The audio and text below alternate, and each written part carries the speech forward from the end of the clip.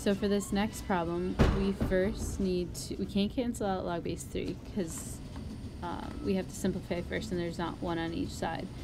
So we're going to add 1, so that's why we end up with 2. Now that we have log base 3 plus log base 3 on one side by themselves, make sure you put a little 1 there, by the way. We know that addition goes with multiplication, so we multiply x squared and the 1, so x squared times 1 is just x squared. So that's why we have log base 3 of x squared on the left once we've simplified and condensed. Now you see log, you get rid of log by bumping 3 to the other side, so you have x squared equals 3 squared, or x squared equals 9. 10 to something squared, we take the square root, don't forget plus or minus, so we have two values, plus and minus 3. So when we're expanding, we are going in reverse PEMDAS order because we're making longer, not shorter.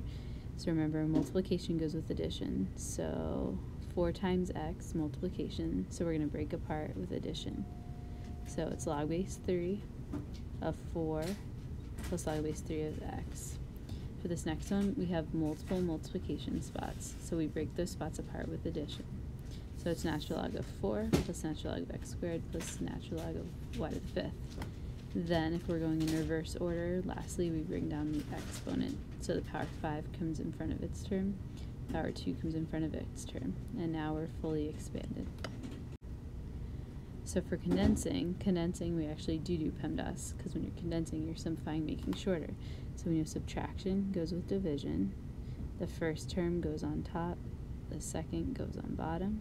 They're both log base 5, and so that would be our answer. This next one, we know that addition goes with multiplication, so we're multiplying the 6. Oh, and we need to bring the power up first, sorry. So since we're simplifying, e means the exponents come up first, so the 2 comes on top of the 3. Then we hit addition, and we change addition to multiplication, and we multiply the 6 times 3 squared, and they're both same log base 8. So for change of base, it's log of the top, so log 12 divided by log 4, and you get about 1.79. That's change of base formula. Now in your calculator, everyone can use change of base, log 12 divided by log 4. Similarly over here, log 18 divided by log 9.